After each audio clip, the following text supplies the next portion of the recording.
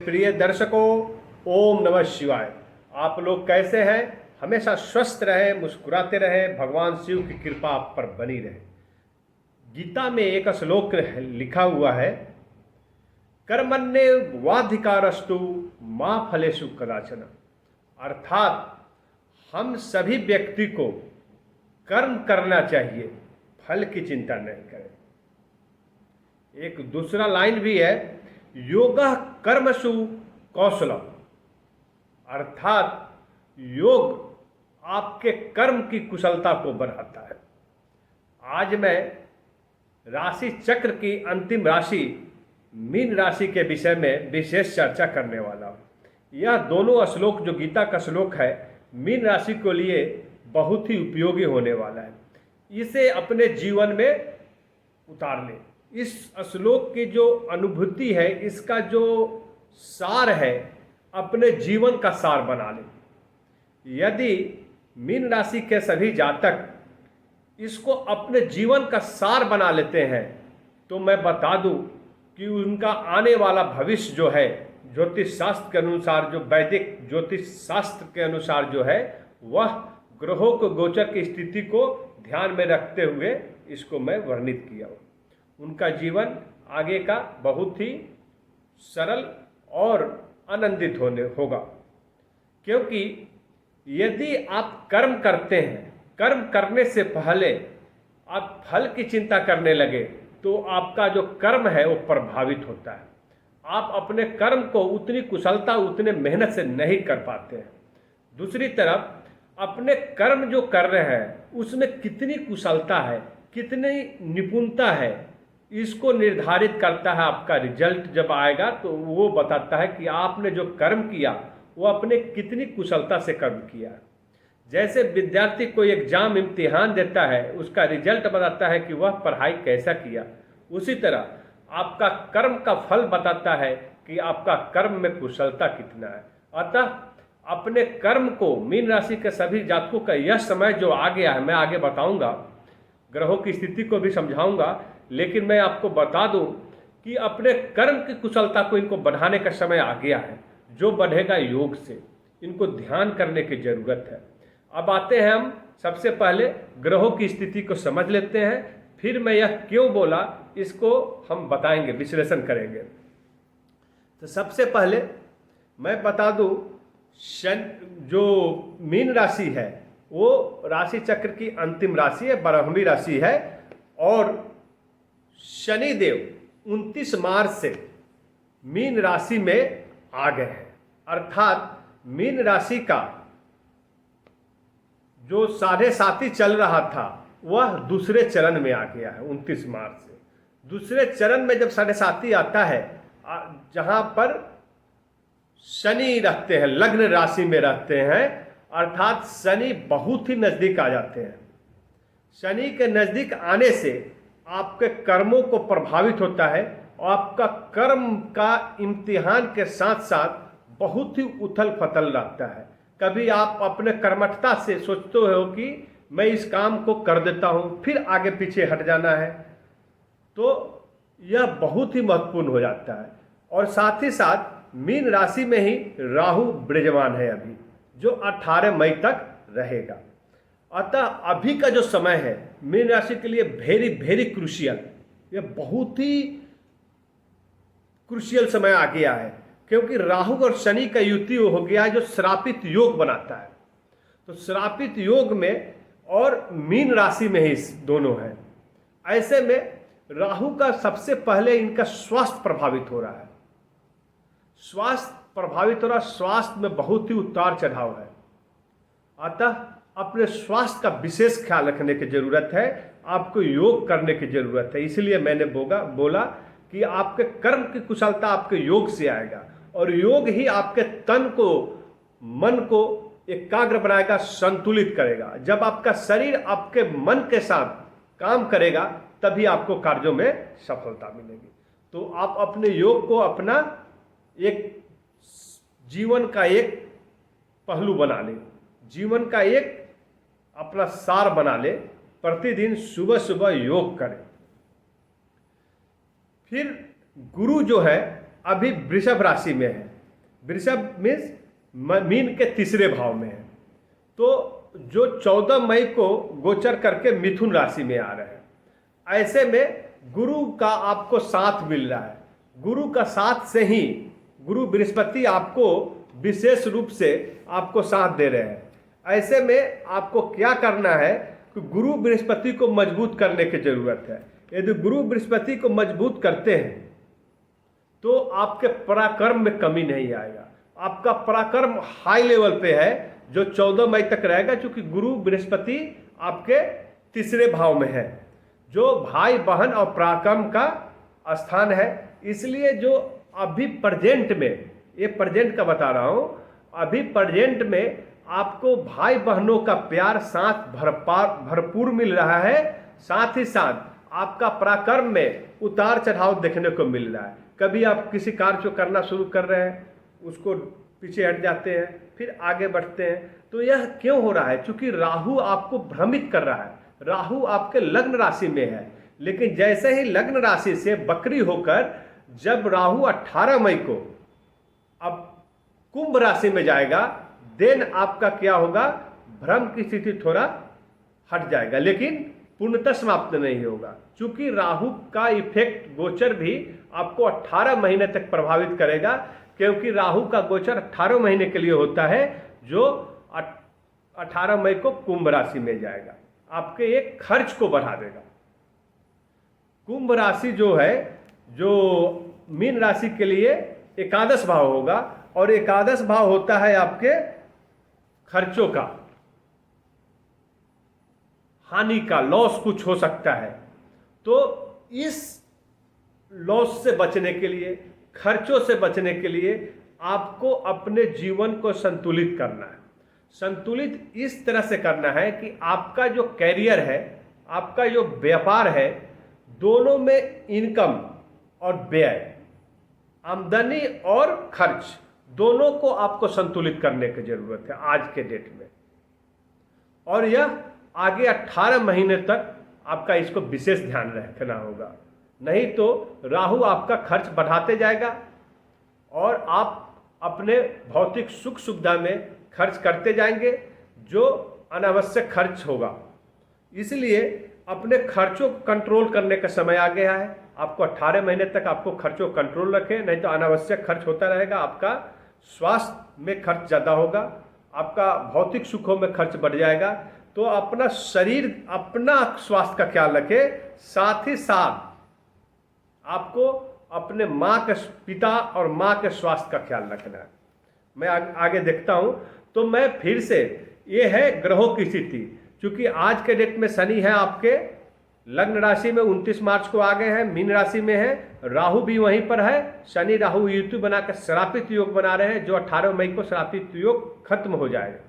तो इस श्रापित योग से बचना है राहु को और गुरु को आप मजबूत करें। और राहु से बचने का मैं वीडियो के लास्ट में वो उपाय बताऊंगा, राहु और गुरु कैसे मजबूत किया जाए। अतः मेरे वीडियो के लास्ट तक देखें। ये उपाय आपको ही, मीन राशि को ही करना है। क्यों करना है और यही उपाय क्यों करना है, और यह उपाय करने से क्या क्या फायदे होंगे, इसको भी वर्णन करूँ।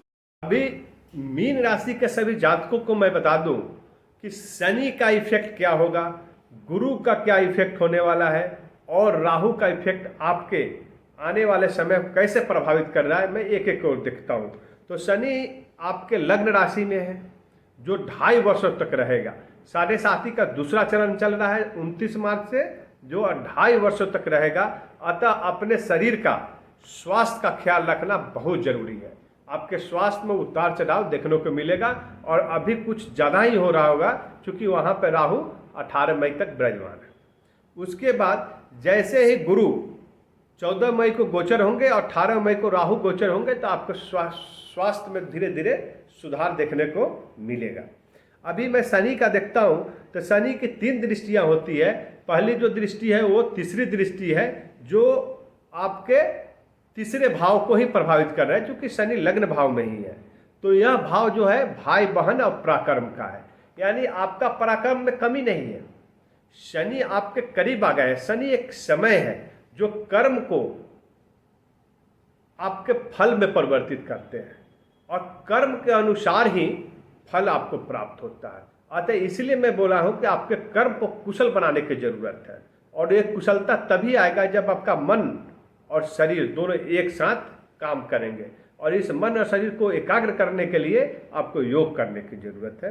तो अपने पर फोकस रखें, अपने भाई बहनों के साथ प्यार को साझा करें, आप उनके साथ संबंध अच्छे रखें, वाणी पे कंट्रोल रखने की जरूरत है। क्योंकि आप जब इस उठा पटक में, क्योंकि आपका जो जीवन है अभी आगे का थोड़ा उथल पुथल होने वाला है, मेरा प्रिडिक्शन जो है फैक्ट बताने की जरूरत है। क्योंकि शनि का साढ़े साथी का दूसरा जो चरण होता है बहुत ही व्यक्ति को प्रभावित करता है, तो यहाँ पर मीन राशि के जातकों को बहुत ही प्रभावित किया जाएगा। लेकिन यहाँ पर सबसे बड़ा सबल पक्ष होगा आपका धैर्य। आपको धैर्य को बनाना है और कर्म में कुशलता लाना है, और स्वास्थ्य पे विशेष ध्यान देने की जरूरत है। क्योंकि यह 2.5 साल शनि जो है आपके स्वास्थ्य को विशेष प्रभावित करने वाला है, तो स्वास्थ्य विशेष ख्याल रखिए। कामों में इतनी उलझन नहीं क्रिएट हो जाए, इतना ना उलझ जाइए जिससे आप खान पान समय पर नहीं कर पाए। तो आपको खान पान समय पर करना है। अगर कोई दवा चल रहा है, क्रोनिक डिजीज है, खासकर लीवर का, किडनी का प्रॉब्लम है, या कोई ऐसा आपको उग्र रोग है, तो उसको विशेष ख्याल रखें, समय पर दवा लेते रहे, टाइम टाइम पर चेकअप कराते रहे। उस शनि यहाँ पर अपनी सप्तम दृष्टि आपके साझेदार, जीवन साथी और व्यापार भाव पे उसकी पड़ रही है, जिससे आपको जीवन साथी का विशेष ख्याल रखने की जरूरत है। और साझेदारी में यदि कोई बिजनेस किए हुए हैं तो उसमें कोई भी अभिव्यक्ति करते हैं, कोई भी बातचीत करते हैं तो क्लियर कट करें, नहीं तो आपका यह साझेदारी टूट सकती है। तो अपने बिजनेस को साझेदारी में यदि किया है तो उसको क्लियर कट रखें।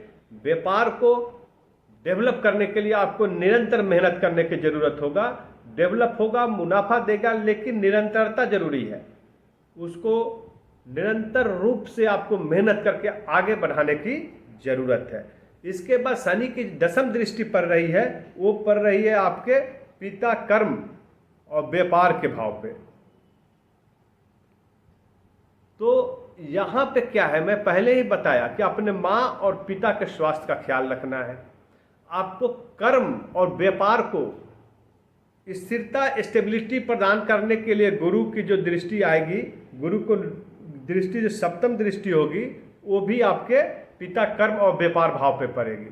तो ऐसे में गुरु की सप्तम दृष्टि और शनि का 10th दृष्टि दोनों एक साथ वहाँ पे पड़ रहा है। तो अर्थात शनि जो है कर्म का अनुरूप फल देते हैं, और जो गुरु की दृष्टि पड़ता है तो उसमें पॉजिटिवनेस आता है। वो आपके कर्म को एक गतिशीलता प्रदान करेंगे, एक पॉजिटिविटी आपके अंदर आएगा। आपका व्यापार में मन लगने लगेगा, अपने कामों को करने में आपको उत्साह आने लगेगा। अभी आप अपने उत्साह में कमी है, तो वहाँ पे जैसे 14 मई को गुरु गोचर होता है तो आपका उत्साह बढ़ने वाला है। उत्साह बढ़ने से अपने कामों में आप विशेष ध्यान देंगे और एकाग्रचित्त होकर अपने कर्मों को संपादित करेंगे। नौकरी पेशा लोग जो हैं वहाँ पे भी उनको बहुत सारे अभी परेशानियों का सामना करना पड़ रहा है, लेकिन 14 मई के बाद गुरु गोचर होने से आपके जो कैरियर है नौकरी का, वहाँ पर कुछ ऐसे आपका मान सम्मान की प्राप्ति मिलने वाला है। वहाँ पे आपको पदोन्नति की संभावना है, जो आपके पॉजिटिवनेस को बढ़ा देगा, आपके उत्साह को बढ़ाएगा, और यह संभव करेंगे गुरु बृहस्पति। तो इसका ख्याल रखें आप। गुरु बृहस्पति 14 मई को मीन राशि के चौथे भाव में आ जाएंगे, और चौथा भाव होता है मकान, भूमि, माता का। तो ऐसे में आपका माता का स्वास्थ्य सुधरने लगेगा। मकान और भूमि आप यदि खरीदारी करना है तो ऐसी संभावनाएं आपको उत्पन्न होगी। साथ ही साथ कोई आप अपने लिए या बिजनेस करने के लिए कोई गाड़ी भी, व्हीकल की खरीदारी कर सकते हैं। और गुरु को जो दृष्टि 5th दृष्टि, 5वीं दृष्टि जो पड़ रही है वह मीन राशि के पड़ रही है 1, 2, 3, 4, 5, 6, 7, 8 अष्टम भाव, जो आपको कोई दुर्घटना से बचाएगा। क्योंकि यहाँ पे क्या होता है, अष्टम भाव होता है रोग का, दुर्घटना का। तो गुरु के दृष्टि पड़ने से आपके कोई दुर्घटना है, कहीं पे जाना है, गाड़ियाँ चला रहे हैं, तो आपका इस संभल कर चलाने की ज़रूरत है। यदि यात्रा पर निकल रहे हैं तो विशेष ख्याल रखें। लेकिन गुरु की जब दृष्टि पड़ती है वहाँ पर, तो उसमें शुभता आ जाता है। तो इसका ख्याल रखें, गुरु आपके साथ में है, लेकिन कभी भी आप यात्रा कर रहे हैं, वाहन चला रहे हैं, तो विशेष ध्यान रखें। अपने शरीर पे, स्वास्थ्य पे ध्यान देने की ज़रूरत है, नहीं तो आपका रोग से आपको परेशानी बढ़ सकता है। उसके बाद गुरु की सप्तम दृष्टि जो पड़ रही है, जैसे मैं पहले ही वर्णित किया हूँ कि शनि की दशम दृष्टि और गुरु की सप्तम दृष्टि पिता, व्यापार और कर्म पे पड़ रही है। तो आपका कर्म यहाँ पर बैलेंस हो जाएगा, व्यापार में ग्रोथ देखने को मिलेगा, धन की प्राप्ति होगी, क्योंकि गुरु आपके साथ है। और शनि कर्म का फल देते हैं। ओनली आपको कर्म में कुशलता लाएं, मेहनत करते रहे, आपको विशेष धन की प्राप्ति होगी, व्यापार डेवलप करेगा, कैरियर आपका अच्छा है, नौकरी पेशा वाले लोगों के लिए पदोन्नति मिलेगी, और साथ ही साथ उनको जहाँ पे कार्य करते हैं वहाँ पे एक पॉजिटिव इन्वायरमेंट क्रिएट होगा, आपको मान सम्मान की भी प्राप्ति होगी। लेकिन गुरु की जो नई दृष्टि पड़ रही है, वो जहाँ पे राहु 18 मई को विराजमान होगा आपके 11वें भाव पे, एकादश भाव पे, और एकादश भाव हानि का होता है, व्यय का होता है।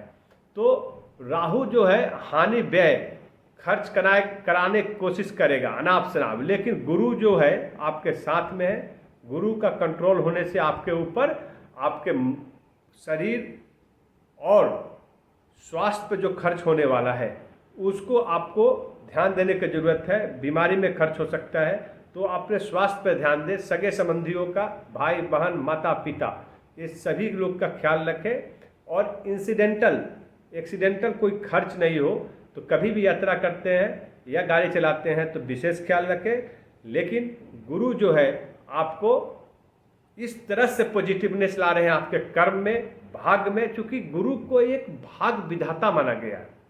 आपके भाग्य के रचयिता है गुरु, और गुरु की स्थिति बेहतर हो गई। आपको मिथुन राशि में आ रहा है, लेकिन ऐसे भी जब मिथुन राशि से 18 अक्टूबर को कर्क राशि में जाएंगे तो वहाँ पर गुरु उच्च के होंगे, और 18 अक्टूबर से 4 दिसंबर तक उच्च की स्थिति में रहेंगे। ऐसे में गुरु का आपको भरपूर साथ मिलेगा।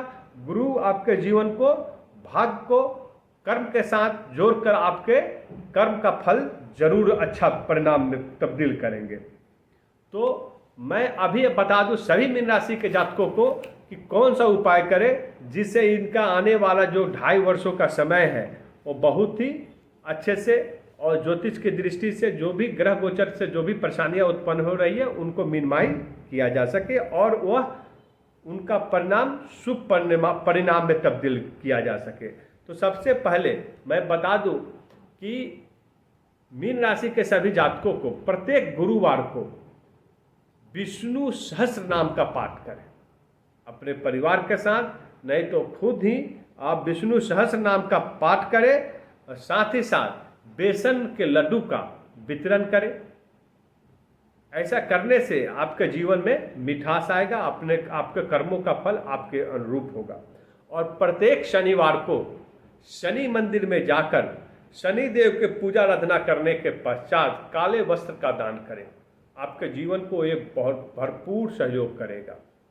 और शनिवार के ही दिन शाम को पीपल के पेड़ के नीचे सरसों के तेल का दीपक जलाएं। ऐसा यदि करते हैं, ये उपाय यदि करते हैं, तो आपके आने वाला 2.5 वर्ष मंगल ही मंगल में निकलेगा। ओम नमः शिवाय।